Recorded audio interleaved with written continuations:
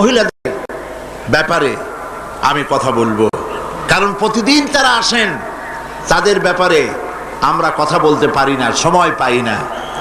মা বোনদের ব্যাপারে ইসলাম কি বলে এটা আমাদের জানা দরকার। এখন আমি আপনাদের সামনে পেশ করতে চাই যে কোরআন, ইসলাম নারীদেরকে কি দিয়েছে। সমস্ত শিক্ষিত লোক বীর চট্টলার আজকের এই মাহফিলে আমি মনে করি অধিকাংশ মানুষ শিক্ষিত, তারা মতলববাজ লোকদের কথার জবাব দিতে পারবেন যে ইসলাম নারীকে কত গুরুত্ব দিয়েছে। কোরআনে কারীমের মধ্যে আল্লাহ রাব্বুল আলামিন কোরআনের ভেতরে নারী আর পুরুষ পাশাপাশি এনেছেন। এরকম করেন নাই যে পুরুষেরা ওয়াজ শুনতে আসলে, তাফসীর শুনতে আসলে, নামাজ পড়লে, হজ করলে, যাকাত দিলে তাদের সওয়াব বেশি হবে, আর নারীরা করলে তাদের সওয়াব কম হবে। এরকম আছে নাকি? দেখেন আল্লাহ পাক কি বলছেন। আল্লাহ রাব্বুল কোরআনে কারীমের ভিতরে বলছেন, মান আমিলা সালিহাম মিন যাকারিন আও উনসা ওয়া হুয়া মুমিনুন ফালানুহইয়ান্নাহু হায়াতান তাইয়্যিবা। আল্লাহ পাক বলেন, পুরুষ বা নারী যেই নেক আমল করবে, যারাই নেক আমল করবে, আমলে সালেহ করবে, ভালো কাজ করবে, আমি দুনিয়ায় তাদেরকে পবিত্র জীবন, সুন্দর স্বাচ্ছন্দ্যপূর্ণ জীবন যাপনের তৌফিক দিয়া দিব। এটা হলো দুনিয়ার পুরস্কার। আর আখিরাতে কি দেব? পুরুষ আর যেই আমলে সালেহ করবে, নেক কাজ করবে, পরকালে কি দিব? وَلَنَجْزِيَنَّهُمْ أَجْرَهُمْ بِأَحْسَنِ مَا كَانُوا يَعْمَلُونَ। এবং কিয়ামতের দিন তারা যে দুনিয়ায় ভালো ভালো কাজ করেছিল, এর জন্য আমি তাদেরকে কিয়ামতে পুরস্কৃত করব।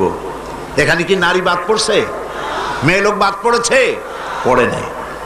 আবার আল্লাহ পাক বলছেন সূরা মুমিন, দেখুন, وَمَنْ عَمِلَ صَالِحًا مِنْ ذَكَرٍ أَوْ أُنْثَى وَهُوَ مُؤْمِنٌ فَأُولَئِكَ يَدْخُلُونَ الْجَنَّةَ। যেই ভালো কাজ করবে, সে পুরুষ হোক অথবা নারী হোক, মুমিন ব্যক্তি পুরুষ হোক অথবা নারী হোক, ভালো কাজ করলে পরে আমি কিয়ামতের দিন তাদেরকে জান্নাতে প্রবেশ করাবো, জান্নাতবাসী হবে। ওয়াল মুমিনুনা ওয়াল মুমিনাতি বা'দুহুম আউলিয়াউ বা'দ ইয়া'মুরুনা বিল মা'রুফি ওয়া ইয়ানহাউনা আনিল মুনকার।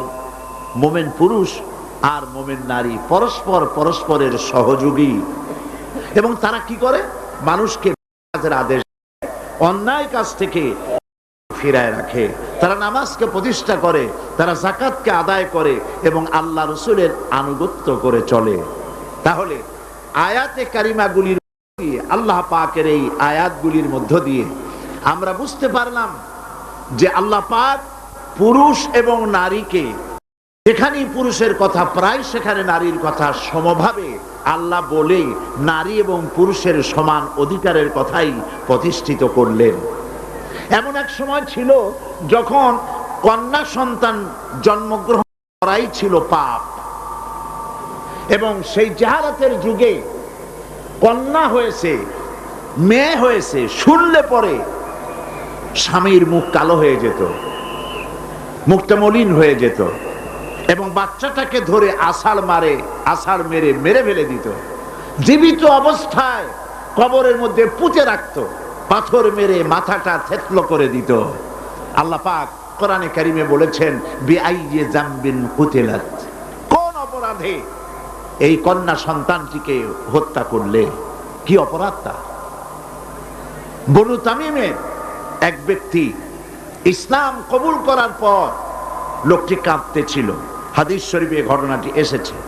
নবী করিম সাল্লাল্লাহু আলাইহি ওয়াসাল্লাম তাকে প্রশ্ন করলেন, তুমি কাঁদছো কেন?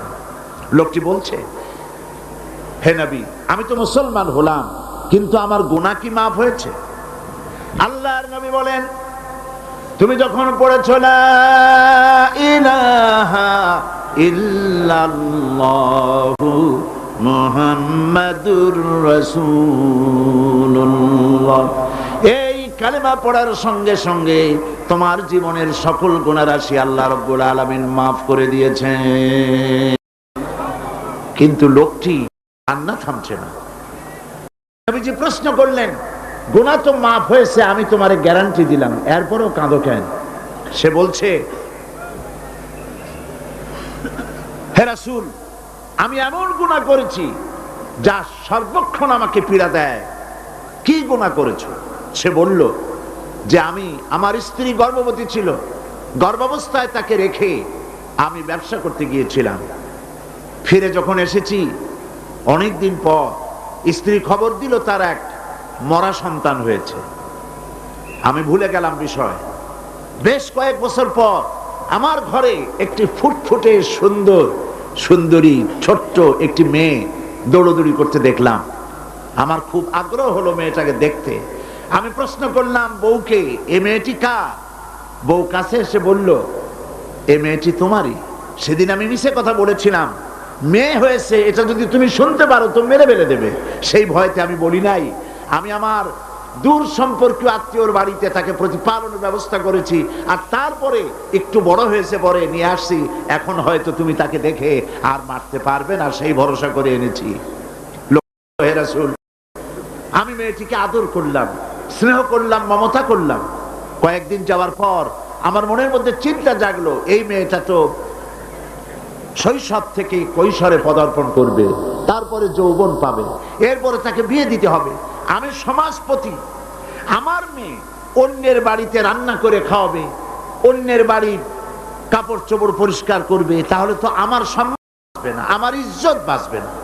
আমি তখন সিদ্ধান্ত নিলাম, এই অপমানের চাইতে মেয়েটিকে মেরে ফেলা অনেক ভালো।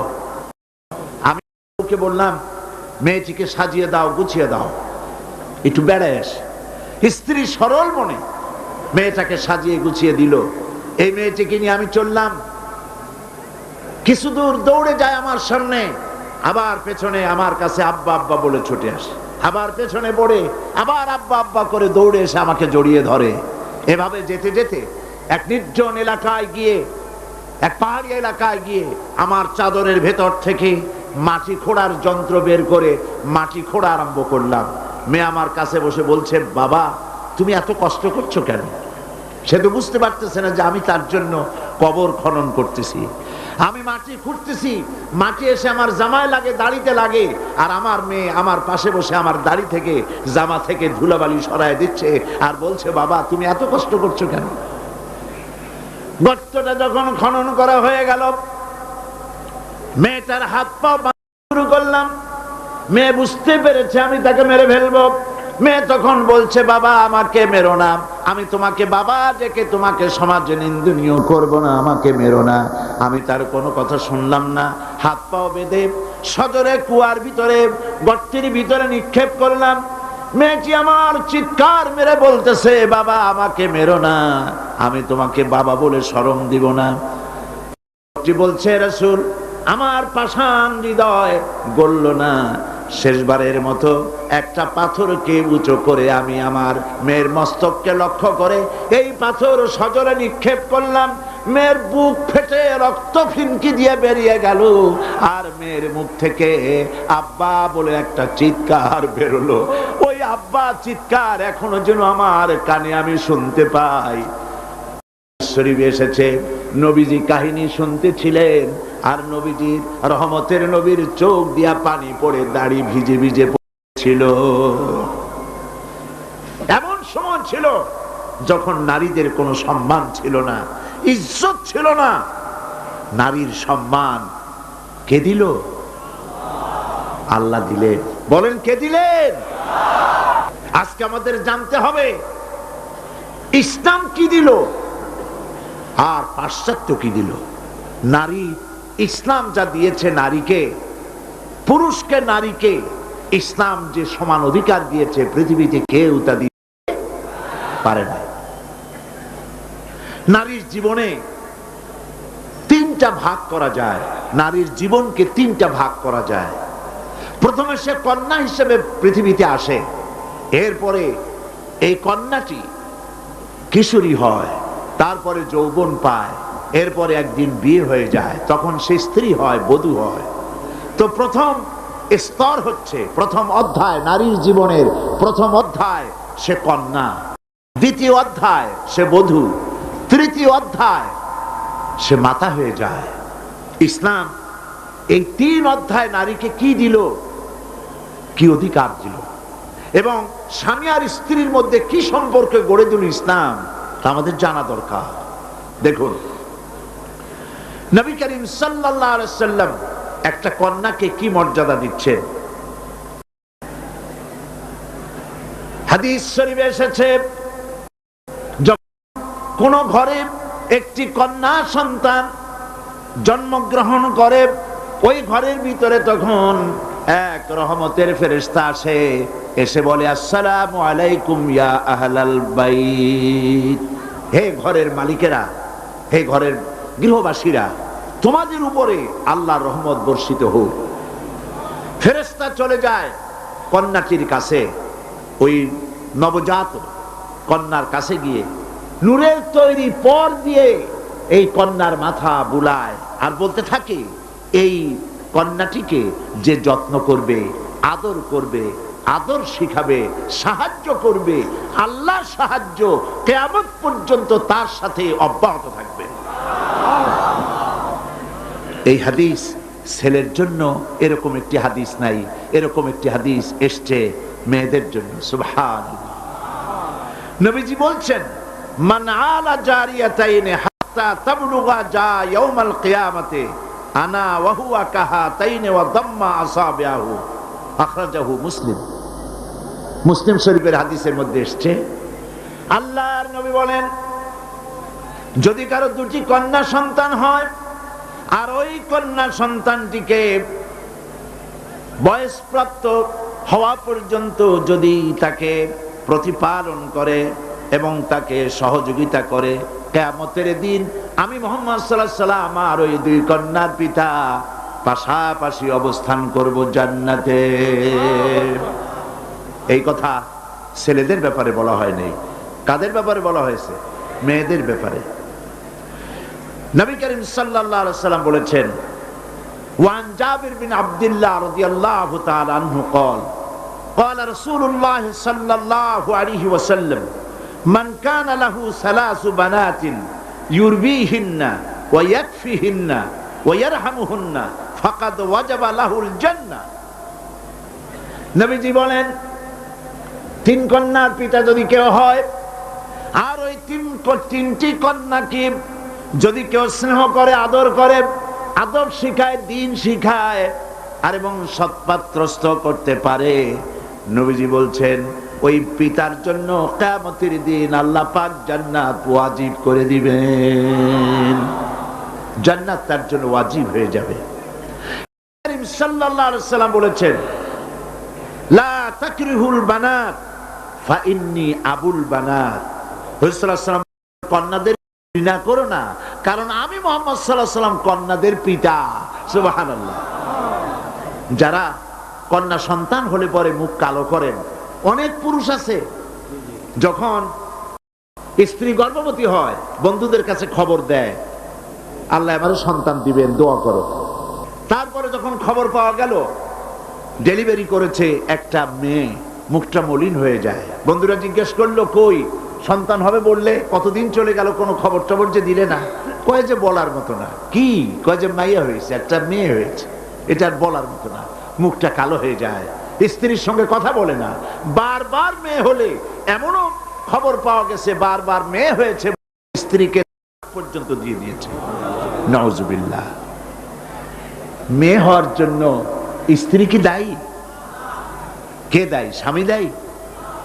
তো খামাকা কেন মুখ মলিন করেন?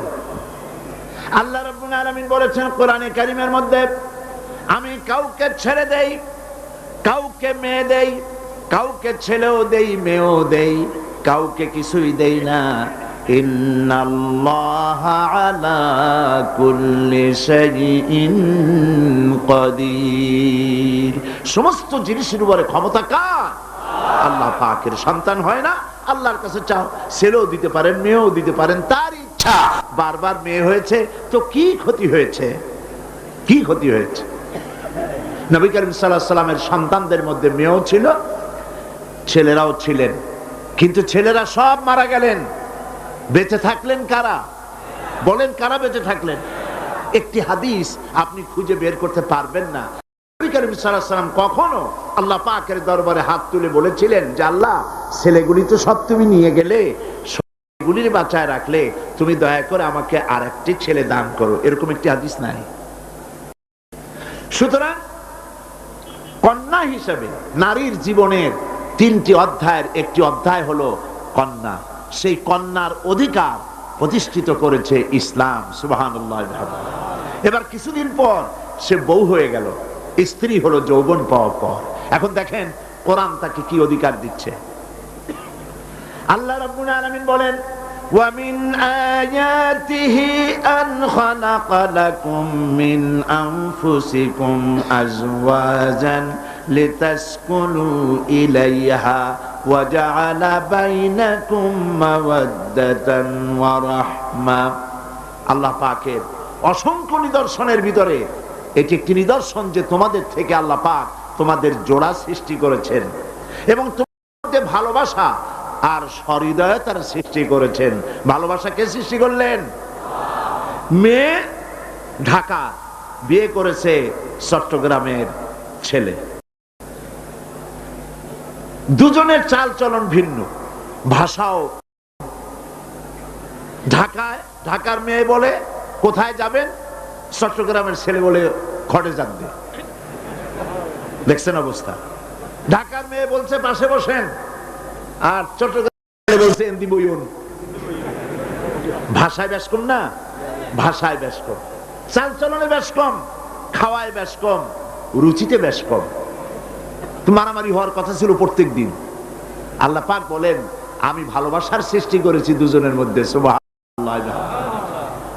আমি ভালোবাসার সৃষ্টি করেছি, জাআলা বাইনাকুম মাওয়াদ্দা, পরস্পর পরস্পরের জন্য আকর্ষণ সৃষ্টি করেছি, ওয়া রাহমা, আর সহৃদয়তা করুণার সৃষ্টি করেছি। যখন বার্ধক্যে পৌঁছে যায় স্বামী আর স্ত্রী, তখন উভয়ের মধ্যে করুণার সৃষ্টি করে দেই। সুবহানাল্লাহ বলবেন না? তো তোমার থেকে তোমার জোড়া সৃষ্টি করা হয়েছে, এখন এই স্ত্রীর প্রতি সদ্ব্যবহার করো। وَلَهُنَّ مِثْلُ الَّذِي عَلَيْهِنَّ بِالْمَعْرُوفِ। আল্লাহ পাক বলেন, সদ্ব্যবহার পাওয়ার ওই পরিমাণ অধিকার নারীদের উপরে তোমার আছে যতখানি অধিকার নারীদের উপর পুরুষের আছে। সদ্ব্যবহার শুধু তার কাছেই আশা করো না, সেও তোমার কাছে যে সদ্ব্যবহার আশা করে সেটাও তুমি তাকে দিতে শেখো। হুন্না লিবাসুন লাকুম ওয়া আনতুম লিবাসুন লাহুন্না। ইসলাম কোথায় নিয়ে গেছে? সম্পর্ক কত বাড়িয়ে দিল। হুন্না লিবাসুন লাকুম ওয়া আনতুম লিবাসুন লাহুন্না। তোমরা, স্ত্রী তোমার ভূষণ স্বরূপ আর তুমি তোমার স্ত্রীর ভূষণ স্বরূপ। ভূষণ মানে কি? পোশাক। পোশাকের কথা কেন বলা হলো? এই জন্য বলা হয়েছে, পোশাক মানুষের কয়েকটা উপকার করে। শুধু শীত আর গরম নিবারণ করে না, পোশাক মানুষের আয়েব ঢেকে রাখে। পোশাক মানুষের সম্মান, তার লজ্জা ঢেকে রাখে। এই একের সাথে অপরের পোশাকের দৃষ্টান্ত আল্লাহ পাক দিলেন। এর অর্থ হচ্ছে পরস্পর পরস্পরের আয়েবকে ঢেকে রাখবে। একজন আরেকজনের আয়েবকে মানুষের সামনে পেশ করবে না, একজন আরেকজনকে শরম দিবে না, পরস্পরের সাথে মিলেমিশে থাকবে। একথা আল্লাহ পাক বললেন। ওয়াশিরুহুন্না বিল মারুফ। আর তোমরা স্ত্রীদের সাথে সদ্ব্যবহার করো। কে বলছেন? আল্লাহ পাক বলছেন। স্ত্রীদের ভিতরে সদ্ব্যবহার স্ত্রীদের সাথে কিভাবে করতে হবে? সব ব্যাপারে রাসূলুল্লাহ হচ্ছেন আদর্শ। লাকাদ কানা লাকুম ফি রাসূলিল্লাহি উসওয়াতুন হাসানা, সমস্ত ব্যাপারে তোমাদের জন্য মহত্তম আদর্শ হলেন নবী করিম সাল্লাল্লাহু আলাইহি ওয়াসাল্লাম। হুজুর সাল্লাল্লাহু আলাইহি ওয়াসাল্লাম বলেছেন, তোমাদের মধ্যে উত্তম সেই যে ব্যক্তি তোমাদের স্ত্রীর কাছে উত্তম, আমি আমার স্ত্রীদের কাছে উত্তম ব্যক্তি। সুবহানাল্লাহ বলবেন না? এবার দেখেন নবীজি আদর্শ দেখালেন স্বামী স্ত্রীর সঙ্গে সম্পর্কটা কেমন হবে। হযরতে খাদিজা রাদিয়াল্লাহু তাআলা আনহা আর নবীজির ভিতরে কেমন মহব্বত ছিল, কেমন আকর্ষণ ছিল। তিনি যখন হযরত খাদিজাকে বললেন, খাদিজা, আল্লাহ আমাকে নবী বানিয়েছেন, আমার উপর ঈমান আনো, এক আল্লাহর উপরে ঈমান আনো। হযরতে খাদিজা এক মুহূর্ত, একটি চোখের পলকও তিনি দেরি করেন নাই। যখনই নবীজি তাকে ঈমান আনতে বলেছেন, হযরত খাদিজা পড়েছেন লা ইলাহা ইল্লাল্লাহু মুহাম্মাদুর রাসূলুল্লাহ। নবী করিম সাল্লাল্লাহু আলাইহি ওয়াসাল্লাম বলেছেন, আকাশের নিচে জমিনের উপরে খাদিজার মতো উত্তম মহিলা পৃথিবীতে আর নাই। কি সম্মান আল্লাহ পাক তাকে দিয়েছেন। আল্লাহ পাক নিজে হযরতে খাদিজাকে সালাম জানিয়েছেন। সুবহানাল্লাহ বলবেন? হেরা পাহাড়ে হযরতে জিবরাইল আলাইহিস সালাম নবীজির সঙ্গে কথা বলছেন, ওহী নিয়ে এসেছেন। কিছুক্ষণ পরে হযরতে জিবরাইল বলেন, ইয়া রাসূলুল্লাহ, আমি দেখতে পাচ্ছি খাদিজা আপনার জন্য খানা নিয়ে আসতেছেন। খাদিজা যখন আপনার কাছে পৌঁছে যাবে, আপনি খাদিজাকে বলবেন, আল্লাহ রাব্বুল আলামিন আজ আমি আসার সময় আমার মাধ্যমে খাদিজাকে সালাম জানিয়েছেন। হযরতে খাদিজা যখন নবীজির কাছে পৌঁছে গেছেন, আল্লাহর নবী বলেন, খাদিজা, তোমার জন্য আজকে একটি সুসংবাদ আছে। তিনি বললেন, আমার জন্য কি খবর, কি সুসংবাদ? হযরতে রাসূল বলছেন, খাদিজা শোনো, এই মাত্র জিবরাইল আমার কাছে চলে গেলেন, আর জিবরাইল বলে গেলেন আল্লাহ রাব্বুল আলামিন তোমাকে সালাম জানিয়েছেন। হযরত খাদিজা ডুকরে কেঁদে উঠলেন। তিনি বললেন, ইয়া রাসূলুল্লাহ, আমার মানব জন্ম সার্থক হয়ে গেছে, আল্লাহ আমারে সালাম জানাইছেন, এর চাইতে সৌভাগ্য আমার জীবনে আর কিছুই নাই। তবে নবীজি, আল্লাহর সালামের জবাব কেমনে দিতে হয় আমি জানি না, আপনি দয়া করে আমার পক্ষ থেকে আল্লাহর সালাম যেমনে দিলে আল্লাহ খুশি হয় তেমনি আপনি দিয়া দিবেন। কি মহব্বত স্বামী আর স্ত্রীর ভিতরে ছিল হযরতে খাদিজা, হযরতে রাসূল করিম সাল্লাল্লাহু আলাইহি ওয়াসাল্লাম। নবী করিম সাল্লাল্লাহু আলাইহি ওয়াসাল্লামের ঘরে হযরত খাদিজা যতদিন ছিলেন আরেকটি বিবাহ তিনি করেননি। হযরত আয়েশা বলছেন, নবীজি আমার কাছে ঘুমানো ছিলেন, গভীর রাত্রে আমার ঘুম ভেঙে গেল। আমি চিন্তা করলাম নবীজি কোথায় গেলেন, মনে করলাম অন্য কোন স্ত্রীর ঘরে গেছে নাকি। আমি খুঁজতে লাগলাম, কোন ঘরে পাওয়া গেল না। খুঁজতে খুঁজতে অবশেষে আমি নবীজিকে পেলাম রিয়াদুল জান্নাতের ভেতরে, মসজিদে নববীর জান্নাতের টুকরার ভেতরে বসে নবীজি মোনাজাত করতেছেন। আমিও পিছনে আল্লাহর দরবারে হাত তুললাম। নবীজি বলতেছিলেন, রব্বুল আলামিন কঠিন ওই হাসরের ময়দানে মা তার সন্তান ভুলে যাবে, তার সন্তান ভুলে যাবে, স্বামী তার স্ত্রীকে হারায় ফেলবে, স্ত্রী তার স্বামীকে চিনবে না। ওই কঠিন হাসরের ময়দানে তাআলা আমি যেন আমার খাদিজারে হারায়া না যাই। মোনাজাত শেষ হওয়ার পর হযরত আয়েশা বলেন, ইয়া রাসূলুল্লাহ, খাদিজা এই বুড়ির কথা এখনো কেন আপনার মনে পড়ে? খাদিজার পরে কুমারী মেয়েও তো আপনি বিয়ে করেছেন, খাদিজার কেন বুড়ির কথা ভুলতে পারেন না? নবীজি বলেন, আয়েশা রে, খাদিজার সম্পর্কে এরকম কথা আর তুমি বলবে না। তোমরা জানো না, তোমরা সবাই আমার সুদিনের স্ত্রী, আর খাদিজা আমার এমন সময়ের স্ত্রী যখন এই মক্কা নগরীতে মুহাম্মদ সাল্লাল্লাহু আলাইহি ওয়াসাল্লামের পাও রাখার জায়গা ছিল না। হযরত আয়েশা বললেন, ইয়া রাসূলুল্লাহ, আমি ক্ষমা চাই, আমাকে মাফ করে দিন। আমি খাদিজার সম্পর্কে এমন কথা আর উচ্চারণ করব না, তবে খাদিজার সম্পর্কে আমার কিছু কথা শোনান। হযরতে নবীজি বলেন, আয়েশা রে শোনো, আমার সঙ্গে বিবাহের পর খাদিজার ধন সম্পত্তি যা ছিল আল্লাহর রাস্তায় সব উজাড় করে দিয়েছে। কতদিন না কেউ থেকেছে, একদিনের জন্য বলে নাই আপনার সাথে বিয়ে হয়েছে বলে আজ আমি না খাইয়া আসি। সারাদিন সারা রাত দাওয়াতের কাজ করে আমি যখনই দরজার কাছে ফিরেছি, যত রাত হোক না কেন, একবার বলেছি খাদিজা, অমনি দরজা খুলে গেছে। আমি প্রশ্ন করেছি, খাদিজা, যত রাত্রে আসলাম একদিনও দুইটা দাগ দেওয়া লাগলো না, তুমি কি ঘুমাও না?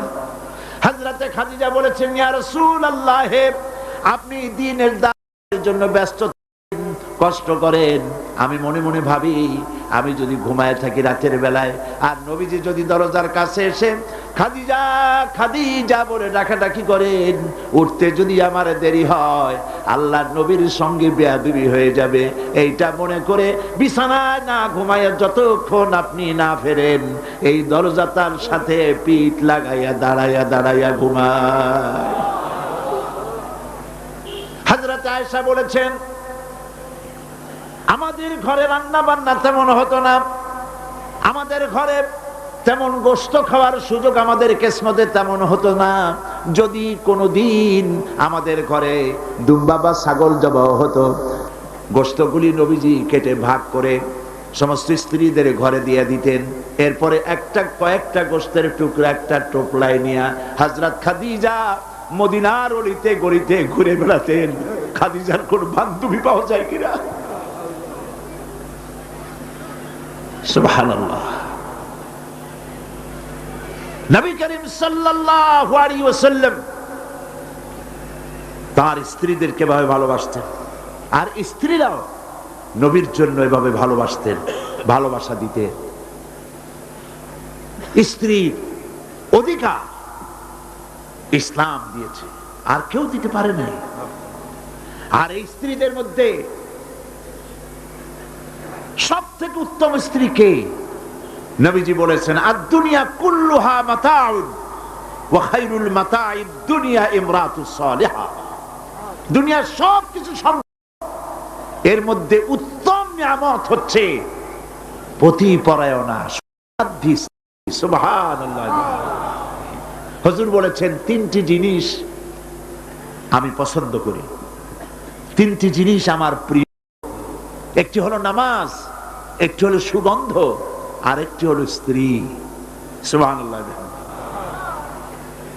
এই স্ত্রীকে সমান অধিকার দিয়েছে নবীজি, আল্লাহর ইসলাম সমান অধিকার দিয়েছে।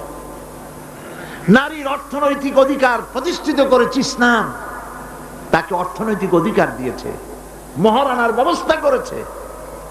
কোরআন বলছে, ফাতুহুন্না উজুরাহুন্না ফারিদা, ফরজ রূপী দায়িত্ব হিসাবে স্ত্রীর মহারানার টাকা আদায় করে দাও। বহু মুসলমান আছে মহারানার টাকা আদায় করে না, বরং আজকাল তো নতুন সিস্টেম চালু হয়েছে মানুষকে শোনাবার জন্য। বিবাহের মজলিসে বলা হয়, অমুকের মেয়ে অমুকের ছেলে বিয়ের মহারানা কত? 5,55,555 সামনে একটা টাকা বা পয়সা জিরো থাকতে পারবে না, একটা নিয়ম নীতি করে নিচ্ছে। এই টাকাগুলি মহারানার টাকা সঠিকভাবে আদায় করা হয় না অনেক ক্ষেত্রে, একথা ঠিক কিনা? বরং উল্টো করে মহারানা আদায় করা হয় মেয়ে পক্ষের কাছ থেকে, কন্যা পক্ষের কাছ থেকে। এইটাকে কি বলা হয়? এটাকে কি বলা হয়? এটা হলো যৌতুক নামের কৌতুক। মেয়ে পক্ষের কাছ থেকে টাকা আদায় করা। মেয়ে পক্ষ যদি ইচ্ছে করে বর পক্ষকে যদি টাকা দেয়, পয়সা দেয়, গাড়ি দেয়, বাড়ি দেয়, কোনো আপত্তি নাই, দিতে পারে। কিন্তু ডিমান্ড করে নেওয়া, চেয়ে নেওয়া সম্পূর্ণ হারাম। কন্যার পিতার মাতা 12 বছর, 18 বছর, 20 বছর, 25 বছর লালন পালন করে কলিজার টুকরা সন্তানটাই তো দিয়ে দিল, এর চাইতে টেলিভিশন, গাড়ি বাড়ি বেশি হয় কি করে? এই যৌতুক বাংলাদেশের সর্বত্র আছে, অবশ্য চট্টগ্রামে নাই। আছে। ছেলে যদি এমএ পাস করে, ইঞ্জিনিয়ারিং পড়ে, লয়ার হয়েছে, পিতার এই ধারণাই হয় সন্তানকে পড়াতে লেখাতে যত টাকা খরচ হয়েছে কন্যা পক্ষকে কাছের থেকে আদায় করে নেব। এবং সেই জন্য বিয়ের সময় দাবি করা হয় 50 লক্ষ টাকা দিতে হবে, গুলশানে 3টা বাড়ি দিতে হবে, মঙ্গল গ্রহে অফিস বানায় দিতে হবে। আপনার ছেলে এমএ পাস করেছে, লয়ার হয়েছে, ব্যারিস্টার হয়েছে, তো কি হয়েছে? আপনি কেন নির্যাতন করবেন কন্যা পক্ষকে? জায়েজ নাই, হারাম। শূকরের মাংস যেমন হারাম, কন্যা পক্ষের কাছ থেকে জবরদস্তি করে চেয়ে ডিমান্ড করে যৌতুক আদায় করা ওরকমই হারাম। এই কাজটি কি আপনারা করবেন? এই কাজটি কি করবেন? বিবাহ করাবেন ছেলেকে ভালোবাসা দিয়ে, টাকা দিয়ে, পয়সা দিয়ে বিবাহ করায়া মেয়ে একটা ঘরে নিয়ে আসবেন, কন্যা পক্ষের উপরে চাপ সৃষ্টি করবেন না। তো নারীকে মহারণা দেওয়ার ব্যবস্থা ইসলাম করেছে। কে ব্যবস্থা করেছে বলেন? ইসলাম করেছে। এবার আরো দেখুন আল্লাহ পাক কি বলছে, وَإِذَا أَتَيْتُمْ إِحْدَاهُنَّ قِنطَارًا فَلَا تَأْخُذُوا مِنْهُ شَيْئًا। তো যে তোমরা নারীদেরকে স্তূপ পরিমাণ অর্থ করি যদি দান করো, তাহলে সামান্য তার থেকে ফেরত নিও না। চান মহিলাদের কাছে, নারীদের কাছে কিছু পুঁজি থাকুক, টাকা পয়সা থাকুক, আল্লাহ এটা চান। যদি তুমি কিছু দাও, তা যদি স্তূপ আকারেও হয়, তবুও সেগুলিকে ফেরত দিও না। বহু মুসলমান আছে আমাদের সমাজে, হজ করে, নামাজও পড়ে, কপালে দাগও পড়ে গেছে, তার ব্যবসা আছে, ধানি জমিনও আছে, বিবাহের সময় মেয়েকে টাকা কড়ি দিয়ে, ব্যবসা টাকা কড়ি যৌতুক দিয়ে বিদায় করে দেয়, সম্পত্তির ভাগ দেয় না, ব্যবসারও ভাগ দেয় না। আছে না এমন? আছে কিনা? আপনি কন্যাকে ঠকালেন, এজন্য আল্লাহর কাছে আপনাকে দায়ী হতে হবে। মেয়েদেরকে অর্থনৈতিক অধিকার আল্লাহ এভাবে প্রতিষ্ঠিত করেছেন, সে মহিলাদেরকে অর্থনৈতিক দিক থেকে তাদেরকে নির্যাতন করা যাবে না। এবার মেয়েদেরকে শিক্ষার অধিকার দেওয়া হয়েছে, কোনটা দেওয়া হয়নি? তারা বলছে, ইসলামের দুশমনেরা বলে নারীদেরকে ইসলাম ঠকাইছে। কোথা থেকে ঠকালো? কন্যা হিসেবে মর্যাদা দিল, বধূ হিসেবে মর্যাদা দিল, তারপরে অর্থনৈতিক সুযোগ করে দিল, এবার শিক্ষার অধিকারও প্রতিষ্ঠিত করলো। হযরতে আয়েশা রাদিয়াল্লাহু তাআলা আনহা, তিনি শিক্ষার্থী ছিলেন, হাজার হাজার সাহাবীর উস্তাদ ছিলেন। সুবহানাল্লাহ বলেন। হাদিসের উস্তাদ ছিলেন, তাফসীরের উস্তাদ ছিলেন, ফিকহের উস্তাদ ছিলেন। শিক্ষার অধিকার ইসলাম দিয়েছে নারীকে। নারীরা লেখাপড়া করতে পারবে, কোনো অসুবিধা নেই। এভাবে অধিকার শুধু অর্থনৈতিক নয়, লেখাপড়ার অধিকার দিল, তালাকের একটি অধিকার, এটি একটি গুরুত্বপূর্ণ বিষয়। তালাকের অধিকারটিও শুধুমাত্র পুরুষের না, এই তালাকের অধিকার নারীদেরকেও দেওয়া হয়েছে। কথা বুঝতে পেরেছেন? তালাকের অধিকার, বিবাহ বিচ্ছেদের অধিকার শুধু পুরুষের নয়, নারীকেও দেওয়া হয়েছে। পুরুষ যদি অকর্মণ্য হয়, যদি সে উন্মাদ হয়, জালিম হয়, নপুংসক হয়, তাহলে এই স্ত্রী কোর্টে তা প্রমাণ করে তার স্বামীকে পরিত্যাগ করে ইচ্ছে মতো স্বামী গ্রহণ করতে পারবে। ইসলাম সুযোগ দেয়। তালাক, কথায় কথায় তালাক দেওয়ার একটা রেওয়াজ আমাদের দেশে আছে। বাংলাদেশে যদি আল্লাহ কোনদিন দয়া করে ইসলামী রাষ্ট্র প্রতিষ্ঠিত করে দেন, তাহলে কথায় কথায় তালাক দেওয়ার এই প্রথাকে বন্ধ করে দেওয়া হবে। তরকারিতে লবণ কম হয়েছে, শুটকি মাছে ঝাল হইল কেন, এই সব কথা বলিয়া তালাক দেওয়া যাবে না। আর একসঙ্গে 3 তালাক দেওয়া তো যাবেই না। এক সাহাবী এসে নবী করিম সাল্লাল্লাহু আলাইহি ওয়াসাল্লামের কাছে খবর দিলেন যে একজন তার স্ত্রীকে একসাথে 3 তালাক দিয়েছে। নবী করিম সাল্লাল্লাহু আলাইহি ওয়াসাল্লাম এত গুসা হয়েছিলেন যে বসার থেকে দাঁড়ায় গেলেন। তিনি বললেন, এই লোকটি তো আল্লাহ পাকের কোরআনের সাথে তামসা করেছে। তালাকের আল্লাহর কাছে 2টা হালাল সবচেয়ে জঘন্য, 2টি হালাল সব থেকে জঘন্য। একটা হলো ভিক্ষাবৃত্তি আর একটা হলো তালাক। যখন তালাক দেওয়া হয় অন্যায় ভাবে, গোসায় আল্লাহর আরশ কাঁপতে থাকে। নাউজুবিল্লাহ বলে। আপনি এভাবে তালাক দিতে পারবেন না। তালাক দেওয়ার নিয়ম হলো, যখন স্ত্রীর সাথে, লক্ষ্য করুন, স্ত্রীর সাথে বনিবনা হচ্ছে না, স্ত্রীর চরিত্র খারাপ, স্ত্রীর দাজ্জাল মার্কা, বনেই না, তো আল্লাহ পাক তখন বলেছেন উভয় পক্ষের আত্মীয় স্বজন নিয়ে মীমাংসা করার চেষ্টা করো, সালিসি করো। যদি মীমাংসায় না হলো তাহলে 1 মাসে 1 তালাক দাও, বিছানা আলাদা করে দাও এবং অপেক্ষা করো তার এই অবস্থা দেখে সে ফিরে আসে নাকি। যদি ফিরে আসে তো গ্রহণ করো, যদি ফিরে না এলো 2য় মাসে 2য় তালাক দাও। তাও যদি ফিরে না আসে তাহলে গিয়ে 3 তালাক একদম রেজি করে দাও, আর ফেরত হবে না। 3 তালাকে বায়না করে দাও, এই স্ত্রীকে আর গ্রহণ করা যাবে না। এখন আমাদের দেশে রাগের মাথায় একসাথে 3 তালাক দেওয়ার পর মনে মনে অনুশোচনা হয়, এতগুলো ছেলে পেলে নিয়ে করবো কি, কি সর্বনাশ হইল, রাগের মাথায় করলামটা কি। এখন এই বউ ফিরে পাওয়ার জন্য মসলা তালাশ করে। তখন গ্রামের মুন্সি মৌলবী, এই জাতীয় 1 শ্রেণীর লোক আছে যারা কোরআন বোঝে না, হাদিস বোঝে না, তারা হিল্লা নামক একটা ঔষধ বের করছে। সেই ঔষধটা কি? তারা বলে যে এই স্ত্রীকে যদি আবার নিতে চাও তাহলে আরেকটা পুরুষের সঙ্গে বিবাহ দাও এবং শর্ত করো যে তোমার কাছে দিলাম, 2-3 দিন পর তুমি তালাক দিয়ে দিবা, এরপরে আমরা নিয়ে নেব। তালাকের নিয়তে বিবাহ করা এটা সম্পূর্ণ হারাম, বিবাহ হবে না। তালাকের নিয়তে বিয়ে করলো বিয়ে হবেই না। তারপরে এই যে ভাড়া করা, একজনের সঙ্গে হিলা করতে দেওয়া, এটাকে হাদিসের ভাষায় বলা হয়েছে ভাড়া করা ষাঁড়। ভাড়া করা ষাঁড়। ইসলামে এই ধরনের কোনো বিধান নাই। সবাই কান খুলে শুনুন, হিল্লা করার যে ব্যবস্থা বাংলাদেশে গ্রামে গঞ্জে আছে, শরীয়তের কোনো অস্তিত্ব নাই। কেউ যদি তার স্ত্রীকে তালাক দেয় আর এই স্ত্রীকে আবার ফেরত নিতে চায়, পর্যন্ত ফেরত দিতে পারবে না।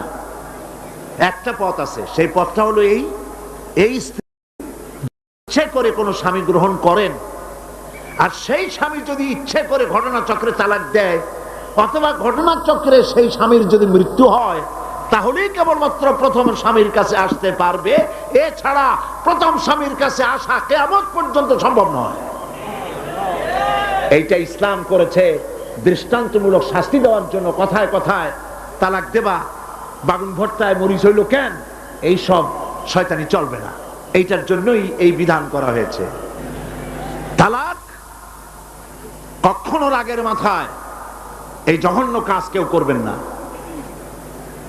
যদি করতেই হয় তাহলে 3 মাসে 3 তালাক হবে, একসাথে 3 তালাক দেওয়া যাবে না।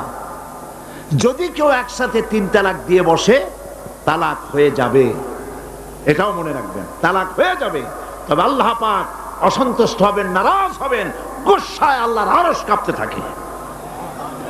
এই কাজটি কখনো করবেন না। আল্লাহ পাক তালাক চান না। আল্লাহ চান স্বামী স্ত্রীর মধ্যে মহব্বত পয়দা হোক। সুবহানাল্লাহ। যদি স্ত্রীর উপর রাগ হয়, কখনো মন খারাপ হয়, আল্লাহ বলছেন ওয়ালা তানসাউল ফাদলা বাইনাকুম, তোমরা পরস্পরের অনুগ্রহকে ভুলে যাও।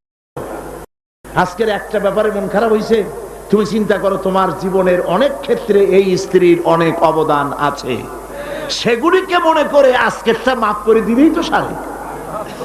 সুবহানাল্লাহ কর। আল্লাহ পাক চান না স্বামী স্ত্রীর ভিতরে অসন্তুষ্টি থাকুক এবং তালাক পর্যায়ে চলে যায়। একবার নবী করিম সাল্লাল্লাহু আলাইহি ওয়াসাল্লাম বসে আছেন মসজিদে নববীর ভিতরে, মুখ মলিন, সাহাবায়ে কেরাম ভয়তে কথা বলতে পারছেন না। কিছুক্ষণ পর হুজুর হযরত আলী হযরত ফাতেমার ঘরে ঢুকলেন, বেরিয়ে আসতেন হাসি মুখে। তিনি প্রশ্ন করলেন, সাহাবায়ে কেরাম জিজ্ঞেস করলেন, হে রাসূল, একটু আগে আপনার মুখ এত মলিন ছিল আর এখন আপনি এত হাসি খুশি, আমরা তো তখন কথা বলতে সাহস পাইনি, হুজুর কি হয়েছিল? আল্লাহর নবী বলেন, ওদের মধ্যে মনোমালিন্যের সৃষ্টি হয়েছিল আর আমার মনটা খারাপ হয়ে গিয়েছিল। ওদের, বুঝতে পারছেন তো, হযরত আলী এবং ফাতেমার মধ্যে মনোমালিন্য সৃষ্টি হয়েছিল, আমার মনটা খারাপ হয়ে গিয়েছিল। আমি ভেতরে গেলাম, উভয়ের সঙ্গে কথা বললাম। এখন তারা দুজনের মধ্যে তাদের ভুল বুঝাবুঝির নিরসন হয়েছে, আমার মনটা খুশি হয়ে গেছে। নবীজি বলেন, ফাতেমাকে যে কষ্ট দেয় সে আমাকে কষ্ট দেয়, কারণ ফাতেমা আমার কলিজার টুকরা। স্বামী এবং স্ত্রীর মধ্যে সম্পর্ক ভালো থাকতে হবে, অধিকার সমান, তবে স্বামীর মর্যাদা বেশি। মর্যাদা কার বেশি? স্বামীর মর্যাদা বেশি। তিরমিজি শরীফের হাদিসে এসেছে,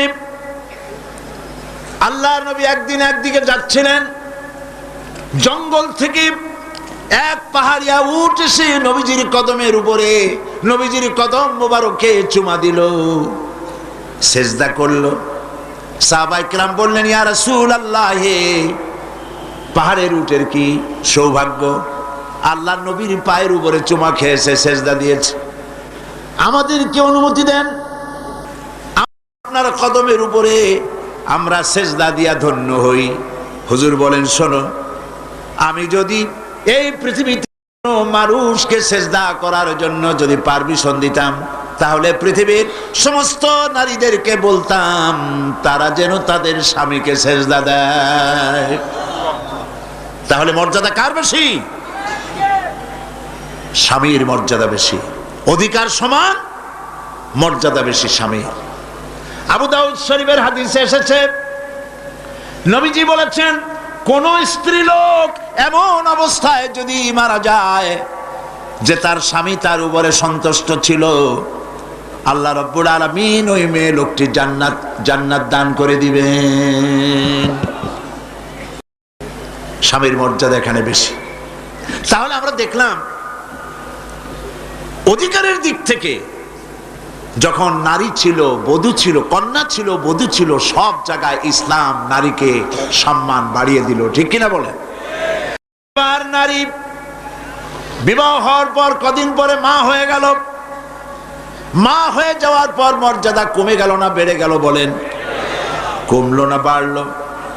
নবীজি বলছেন, আল্লাহর নবীর সামনে একজন সাহাবী এসে প্রশ্ন করলেন, হে আল্লাহর রাসূল, খেদমত করব কার? মান আহাক্কুন নাস বিহুসনি সাহাবাতি? ক্বালা উম্মুক। ক্বালা সুম্মা মান? ক্বালা উম্মুক। ক্বালা সুম্মা মান? ক্বালা উম্মুক। ক্বালা সুম্মা মান? ক্বালা আবুক। আখরাজাহুল বুখারী। বুখারী শরীফের হাদিস। সাহাবী জিজ্ঞেস করছেন, ইয়া রাসূলুল্লাহ, খেদমত করব কার? হুজুর বলেন, তোমার মায়ের। তারপরে কার? তোমার মায়ের। তারপরে কার?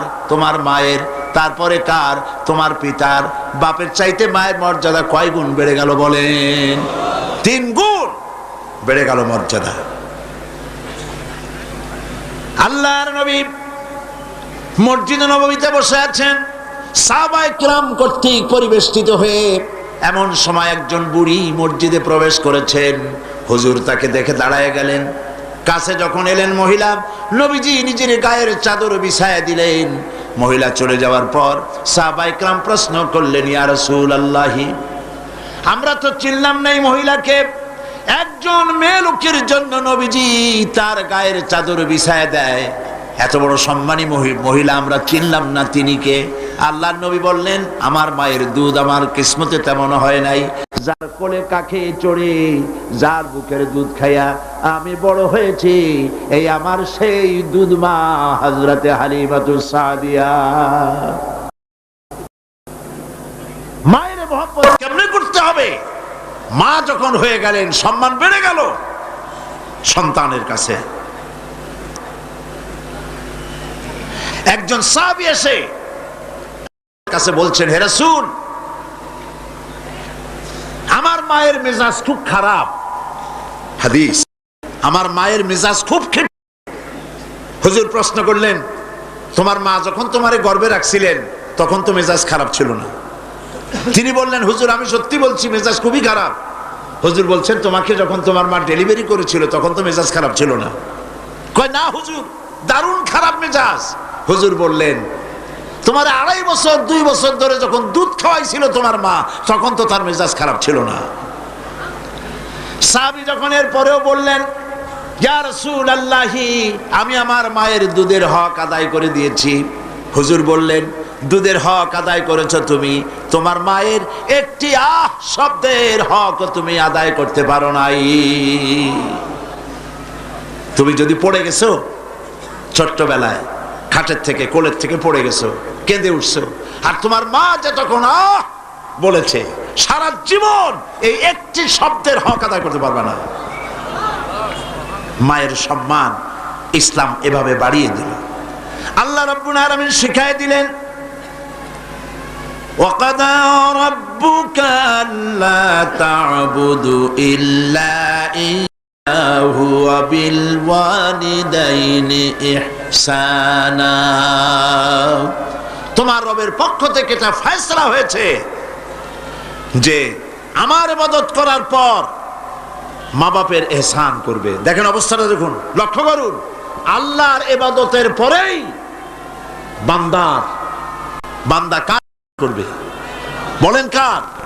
মা বাপ ইহসান করো। মা বাপের সামনে চোখ দিয়ে চোখ রাগায় কথা বলবে না। ওয়ালা তাকুল্লাহুমা উফিন ওয়ালা তানহারুহুমা, ঝিড়কি দিবে না, ধমক দিবে না। আর তাদের সঙ্গে কোন ভাষায় কথা বলবে তাও আল্লাহ শিখায় দিয়েছেন। আল্লাহ পাক বলেন, ওয়াকুল্লাহুমা কাওলান কারীমা, সম্মান সূচক কথা বলো মা বাবার সাথে।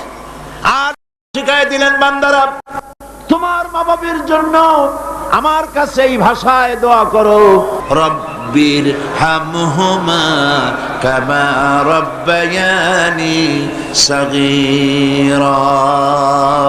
আয় আমার রব, আমার মা বাপ ছোটবেলায় আমাকে যেভাবে স্নেহের করে লালন পালন করেছে, আল্লাহ পাক দয়া করে আমাকে, আমার পিতামাতাকে তোমার রহমতের কোলে লালন পালন করো। আল্লাহ পাক শিখাই দিয়েছেন। এই দোয়া করবেন তো? মনে থাকবে? প্রত্যেক নামাজের পরে মুনাজাতে এই দোয়া করবেন। মা বোনেরা লেখাপড়া করতে পারবেন, চাকরি করতে পারবেন, জিহাদে যেতে পারবেন, সবই করতে পারবেন পর্দার ভিতরে থেকে। আল্লাহ পাক কোরআনে কারিমে বলেছেন, ওয়াকারনা ফি বুয়ুতিকুন্না ওয়ালা তাবাররাজনা তাবাররুজাল জাহিলিয়াতিল উলা। ওয়াকারনা ফি বুয়ুতিকুন্না, তোমরা তোমাদের ঘরের মধ্যে থাকো, আর জাহিলিয়াতের যুগে মতো করে সাজসজ্জা করে তোমরা বেরিও না, ঠাক ঠমক করে বেরিও না, সৌন্দর্য প্রদর্শনী করো না। পৃথিবীতে বিভিন্ন দেশে মিস সুন্দরী প্রতিযোগিতা হয় না? হয় কিনা? সুন্দরী প্রতিযোগিতা হয় পৃথিবীর বিভিন্ন দেশে। Miss China, miss Thailand, miss American, miss Canada, এভাবে নাম হয়। সুন্দরী প্রতিযোগিতা কি? সুন্দরী প্রতিযোগিতা করতে গিয়ে বিচারক মণ্ডলী সুন্দরীদের শরীরের যেসব জায়গা মাপজোপ করে তা কেবলমাত্র শয়তানের পক্ষে সম্ভব, কোন মানুষের পক্ষে সম্ভব নয়। যারা এই বিচারক মণ্ডলী থাকে নির্লজ্জ, বেহায়া, তারা কি তার নিজের মেয়ের, নিজের বোনের শরীরের সেসব জায়গা মাপ করতে পারবে? লম্পট। বাংলাদেশে সুন্দরী প্রতিযোগিতা কিয়ামত পর্যন্ত হতে দেওয়া হবে না। পর্দার বিষয়টি আলোচনা করতেছিলাম। পর্দা করা ফরজ। পর্দা করা কি ফরজ? নবীজি বলেছেন এমন এক সময় আসবে, ক্বালা রাসূলুল্লাহ সাল্লাল্লাহু আলাইহি ওয়াসাল্লাম, নিসাউন কাসিয়াতুন আরিয়া মুমিলাতুন মাইলাতুন রুউসুহুন্না কাল বুখতিল মাইলা লা ইয়াদখুলনাল জান্নাতা ওয়া লা ইয়াজিদনা রিহাহা, আখরাজাহু মুসলিম। আল্লাহর নবী বলেন এমন এক জামানা আসবে যখন বস্ত্র পরিধানকারিণী উলঙ্গিনী হবে মেয়ে লোকগুলি, উটের চুটের মতো করে খোপা বেঁধে মরাল সময় হেলে দুলে পরপুরুষের দৃষ্টি আকর্ষণ করে রাস্তায় চলাফেরা করবে। এরা জান্নাতীর কথা, জান্নাতের সুঘ্রাণ এদের নাকে করে প্রবেশ করবে না। কাসিয়াতুন আরিয়া, বস্ত্র পরিধানকারিণী উলঙ্গিনী। কথা শুনতেছেন আপনারা? বুঝতে পারতেছেন? বস্ত্র পরিধানকারিণী উলঙ্গিনী, এমন কাপড় পরছে যা পরাও যা, না পরাও তাই, জান্নাতে যেতে পারবে না। এই জন্য অশালীন পোশাক বাদ দিতে হবে। রাসূলুল্লাহ বলেছেন আরাফাতের ময়দানে, তোমরা যেমন খাবে তোমাদের মেয়েদেরকে, স্ত্রীদেরকে তেমন পরাবে। তোমরা যেমন খাবে তেমন তাদের খাওয়াবে। তোমরা যেমন পরবে তেমন তাদেরকে পরাবে। কেউ কেউ এর অর্থ করেছে যেমন খাবো তেমন খাওয়াবো, এটা তো ঠিক আছে। যেমন পরি তেমন তাদেরই পরাতে হবে। তো পুরুষও প্যান্ট শার্ট পরে, মেয়েদেরকেও প্যান্ট শার্ট পরানো শুরু করছে। নাউজুবিল্লাহ বলে। কিয়ামতের অনেকগুলি আলামত আছে। হযরত আলী রাদিয়াল্লাহু তাআলা হাদিস রওয়ায়াত করেছেন, কিয়ামতের পূর্বে 15টি লক্ষণ প্রকাশ পাবে। তিরমিজি শরীফের হাদিস। তার মধ্যে একটি লক্ষণ হলো এই, মেয়েরা পুরুষের পোশাক পরবে, পুরুষরা মেয়েদের পোশাক পরবে। এটা তো শুরু হয়ে গেছে।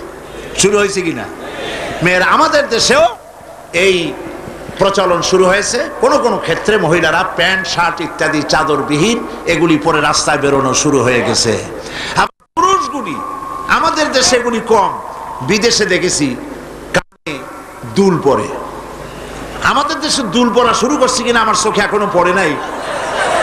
আছে? আমি তো এত খাতায় দেখি, তারপরেও আমার নজরে পড়ে নাই। তবে চেন পরা দেখেছি, সোনার চেন বহুত নজরে পড়েছে। সোনার চেন গলায় পরে পুরুষ মাঘের পৌষের প্রচন্ড শীতে সামনের 3-4টা বোতাম খোলা রাখে, যাতে মানুষে বুঝে উনি একখান কিছু পড়ছেন। হারাম, হারাম। পুরুষের জন্য এক রত্তি স্বর্ণ জায়েজ নাই। কারো যদি থাকে এগুলি খুলে আজই, বউ থাকলে বউরে দাও, না থাকলে বুনেরে দাও, আর না থাকলে কিছু যদি না থাকে বাক্সে উঠায় রাখো, বউ আসলে তারে পরাই দিও, তোমার জন্য হারাম। বিদেশে কানে দুল পরে, নাকে ফুল পরে। আমি অবাক হয়েছি, ঠোঁটে রিং, ঠোঁটে জিহ্বাও রিং পরে। ভাত খায় কেমনে আল্লাহই জানে। শয়তান কারে বলে না, আমার দেশে জিহ্বায় ঠোঁটে রিং আমি দেখি নাই। আমি ইউরোপ আমেরিকা দেখেছি, মাথার চুল চতুর্দিক থেকে কেটে মাথার চান্দির উপরে তালপট্টির দ্বীপের মতো বানায় রাখে। আবার দুই দিক থেকে কামাইয়া মাথার উপরে তাল পাতার মতো রঙিন করে চুল খাড়া করে রাখে। আবার পেছনের চুল ছোট ছোট কেটে, ছোট করে কেটে ওইখানে বাড়ির নম্বর, রোড নম্বর, টেলিফোন নম্বর লিখে রাখে। আমি দেখে বলছি, শয়তানে যদি এই সব দেখে, শয়তানি কানবে আর বলবে যে আমি শয়তান হইছিলাম কেন। কত মারাত্মক হয়ে গেছে। মানুষ এই শয়তানদের অনুকরণ করে, নাউজুবিল্লাহ বলে। এই জন্য পোশাকের ব্যাপারে মা বোনরা কেমন পোশাক পরবে আল্লাহ পাক কোরআনের মধ্যে বলে দিয়েছেন। ওরা সমান অধিকার দিতে চায়, নারীকে পুরুষ বানায়া পুরুষের সমান অধিকার দিতে চায়, আর ইসলাম নারীকে নারীর মর্যাদায় রেখে পুরুষের সমান অধিকার দিতে চায়। কথাটায় পার্থক্য আছে কি নাই? বুঝতে পেরেছেন কিনা? নারী পোশাক শালীন, মার্জিত। আল্লাহ পাক কোরআন শরীফের মধ্যে বলেছেন, মহিলারা এমন একটা কাপড় পরবে যেই কাপড়টা এমন শাড়ি পরার পর অথবা সালোয়ার কামিজ পরার পর, কাপড় চোপড় পরার পর এর উপর একটা চাদর পরবে, এমন যে চাদরটা মাথাটা, গলাটা, বুকটা ঢেকে যায়, এমন একটি চাদর পরা আল্লাহ পাক ফরজ করে দিয়েছেন প্রত্যেকটি বয়সপ্রাপ্তা নারীর উপরে। সেই জন্য মা বোনদেরকে তাদের কাপড় চোপড় শালীন হতে হবে। কোরআন শরীফে আল্লাহ পাক বলেছেন, ওয়ালা তাকরাবুজ জিনা ইন্নাহু কানা ফাহিশাতান ওয়া সা সাবিলা। জিনা করা তো দূরের কথা, জিনার নিকটবর্তীও হয় না। এখন জিনার নিকটবর্তী কিভাবে হয়? জিনা করা তো দূরের কথা, জেনার কাছেও যাও না। জেনার কাছে যাওয়ার জন্য এগুলি হচ্ছে রুট: অশ্লীল গান, অশ্লীল বাজনা, সৌন্দর্য প্রতিযোগিতা, নারীদের অশালীন অমার্জিত কাপড় চোপড় পরে রাস্তায় বেরোনো, এগুলি জেনা ব্যভিচার পথকে বাড়িয়ে দেয়। বলেন নাউযুবিল্লাহি মিন যালিক। এই জন্য মহিলাদের চাদর পরার কথা বলা হয়েছে, বোরকা পরার কথা বলা হয়েছে, হিজাব এবং নিকাব পরার কথা বলা হয়েছে। মহিলাদের ঘরই হচ্ছে তাদের জন্য জিহাদ। জিহাদের ফজিলত বয়ান করার পর মা বোনেরা জিজ্ঞেস করেছেন, হে রাসূল, আমাদের জিহাদের উপায় কি? হুজুর বলেছেন, আলাইকুন্না বিল বাইতি ফাইন্নাহুম জিহাদুকুন্না। তুমি ঘরে থাকো, ঘরটাই তোমার জন্য জিহাদ। সন্তান প্রতিপালন করা, এটাই তোমার জন্য জিহাদ। নারীরা ব্যবসা করতে পারবে, রাজনীতি করতে পারবে, সমাজনীতি করতে পারবে, সব পারবে, কিন্তু পুরুষের সাথে অবাধ মেলামেশা থেকে নিজেকে অবশ্যই দূরত্ব ব্যবধান রেখে তাকে চলতে হবে। অবাধ মেলামেশাকে ইসলাম হারাম করেছে। আর নারীদের জন্য নবী করিম সাল্লাল্লাহু আলাইহি ওয়াসাল্লাম বলেছেন, আল মারআতু ইযা সাল্লাত খামসাহা ওয়া সামাত শাহরাহা ওয়া আতাত বালাহা ওয়া আহসানাত ফারজাহা। নবী করিম সাল্লাল্লাহু আলাইহি ওয়াসাল্লাম বলেছেন, যদি চারটি কাজ করে, 5 ওয়াক্ত নামাজকে সঠিকভাবে যদি আদায় করে, রমজান মুবারকের রোজা যদি রাখে, আর মহিলারা যদি স্বামীর আনুগত্য করে চলে, সতীত্বের হেফাজত যদি করে, এই 4টি কাজ করতে পারলে আল্লাহ রাব্বুল আলামিন তাদেরকে, আল্লাহ পাক তাদেরকে কিয়ামতের দিন জান্নাতের যেই দরজা দিয়ে খুশি সেই দরজা দিয়ে জান্নাতে প্রবেশ করাবেন। যেটা দিয়ে সে যেতে চায় সেটা দিয়েই সে জান্নাতে যেতে পারবে। মহিলাদের অধিকার এর থেকে আর কি প্রতিষ্ঠিত করা হবে? মহিলাদের জন্য নামাজের ব্যবস্থা করা হয়েছে। মসজিদে নববী, যেখানে 1 রাকাত নামাজে 50,000 রাকাতের সওয়াব হয়। মসজিদে হারাম, যেখানে 1 রাকাত নামাজ পড়লে পরে 1 লক্ষ রাকাত নামাজ সওয়াব হয়। সেখানে নবী করিম সাল্লাল্লাহু আলাইহি ওয়াসাল্লাম মহিলা নামাজ ব্যবস্থা করেছেন। যারা হজ করতে গেছেন তারা দেখে আসছেন, দেখছেন না? আপনারা জান নাই হজে কেউ? মসজিদে নববীতে নেশা এখন পর্যন্ত মহিলাদের জন্য আলাদা দরওয়াজা রয়েছে, এবং মসজিদে নববীর মূল নামাজের জায়গায় 1/4 মহিলাদের জন্য সংরক্ষিত। লক্ষ লক্ষ মহিলারা একসঙ্গে নামাজ পড়তে পারে। অবাধ মেলামেশা থেকে নিজেদেরকে রক্ষা করে তারা ব্যবসা বাণিজ্য করতে পারবেন। এমনকি তাদেরকে এত অধিকার দেওয়া হয়েছে যে বিবাহের সময় শুধুমাত্র ছেলে চয়েস করে নেবে কন্যাকে, এখানেই শেষ। মেয়েকেও তার স্বামী পছন্দ করার ইখতিয়ার নবী সাল্লাল্লাহু আলাইহি ওয়াসাল্লাম দিয়েছেন। আবু দাউদ শরীফের হাদিসে একজন মহিলা, একজন যুবতী রাসূলের কাছে এসে বলছেন, ইয়া রাসূলুল্লাহ, আমার মা বাপ ছোট্ট অবস্থায় আমাকে বাল্য বিবাহ দিয়েছে। তখন তো বিয়ে বুঝতাম না, এখন ওই স্বামী আমার পছন্দ হয় না, আমি এখন কি করব? লক্ষ্য করুন, আমি এখন কি করব? আল্লাহর নবী বলছেন, তোমার ইখতিয়ার। ইচ্ছে করলে এই বিবাহ তুমি রাখতেও পারো, ইচ্ছে করলে এই বিবাহ ভঙ্গ করে ইচ্ছে মতো স্বামী গ্রহণ করতে পারো। তাও সুবহানাল্লাহ কবেন না? এবার চিন্তা করুন, এর থেকে নারীর অধিকার কারে বলে? আমাদের দেশে নিয়ম হয়েছে শুধুমাত্র ছেলে মেয়ে দেখতে যাবে, আর সে দেখাটাও অপমানকর রীতিমতো। গিয়েই বলবে নাম কি? তো বলবে আমার নাম বিলকিস অথবা আকাশ খাতুন অথবা এই জাতীয়। এখন তো নামগুলি খুব একেবারে বেকায়দা মনেও থাকে, একটা নাম বলে দিল। আচ্ছা দেখি মাথার কাপড় ফালাও, চুল কেমন দেখি, হাঁটো দেখি, দাঁতগুলো বাইর করো। আশ্চর্য কথা, আপনি দাঁত দেখতে গেছেন নাকি গাবতলিতে গরু কিনতে গেছেন নাকি? কি অমর্যাদা কর! জিজ্ঞেস তো করা উচিত দেখা হওয়ার পর নাম কি, বাপের নাম কি, এরপরে জিজ্ঞেস করা উচিত কোরআন শরীফ কি পড়তে জানেন? তো শোনান একটু কোরআন শরীফ। একতরফা ভাবে দেখা হলো, কোরআন শরীফ তো জিজ্ঞেস করেই না, বরং জিজ্ঞাসা উল্টাটা হয় রবীন্দ্রনাথের সঙ্গীত জানেন কিনা। সময় এখন আগের মতো নাই, এখন পাল্টে গেছে, এখন যুগ অন্যরকম হয়ে গেছে। এখন পাল্টা জিজ্ঞাসাও আসতেছে, জিজ্ঞেস করে আমার নাম তো শুনাইলাম, এবার বলেন আপনার নাম কি? কয় আমার নাম বল্টু মিয়া। একটু দাঁড়ান, কোমর সোজা করেন, হাঁটেন সামনের দিকে, দাঁত বাইর করেন। পছন্দ হইল না, বলবে অ্যাবাউট টার্ন, বাড়ির দিকে ডবল মার্চ। যেমনটি করছিলেন তেমনটি পাবেন। ইসলাম অধিকার দিয়েছে উভয়কে দেখে নেবে। বাল্য বিবাহ ইসলাম আদৌ স্বীকৃতি দেয় না, আপনি করতে পারবেন না। জবরদস্তি করে, জুলম করে, চাপ সৃষ্টি করে মেয়েকে বিবাহ দিতে পারবেন না, তার অনুমতি লাগবে। ইসলাম সে অধিকার নারীকে দিয়েছে। এই জন্য মেয়েদের তামাদ্দনিক অধিকার, শিক্ষার অধিকার, বৈবাহিক অধিকার, সম্পত্তিতে অধিকার, সব অধিকার ইসলাম একটা একটা করে আদায় করে দিয়েছে। সকলে বলে আলহামদুলিল্লাহ। এরপরে মহিলাদের কিছু কাজ রয়েছে, যে কাজগুলি তাদের করতে হবে। আপনাদের দায়িত্ব, সে দায়িত্ব হলো ঘরটাকে ইসলামের দুর্গ বানান। ঘরটা সিনেমার ক্যাসেট দিয়ে ভরবেন না, নাটকের ক্যাসেট দিয়ে ভরবেন না। ঘরটাকে কোরআন হাদিসের ক্যাসেট দিয়ে, কোরআন হাদিসের বইপত্র দিয়ে ঘরটাকে ভরে ফেলুন। ইসলামিক জ্ঞানে নিজেকে সমৃদ্ধ করেন। স্বামীকে ইসলামের রাস্তায় আনার জন্য প্রাণান্ত চেষ্টা করুন।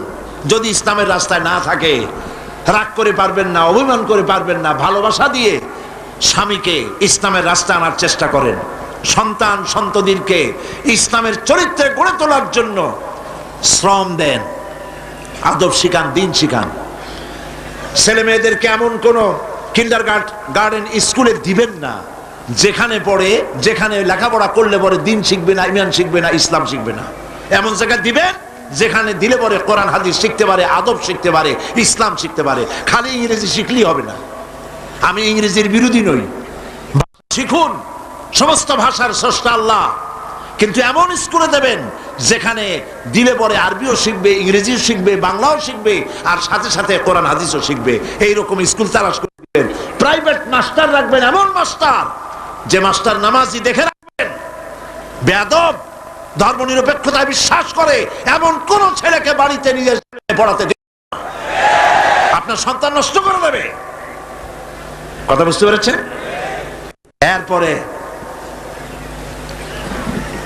ছেলেদেরকে সচ্চরিত্রবান বানাবার, চরিত্রবান ছেলেদের সাথে তাদেরকে থাকতে দিন।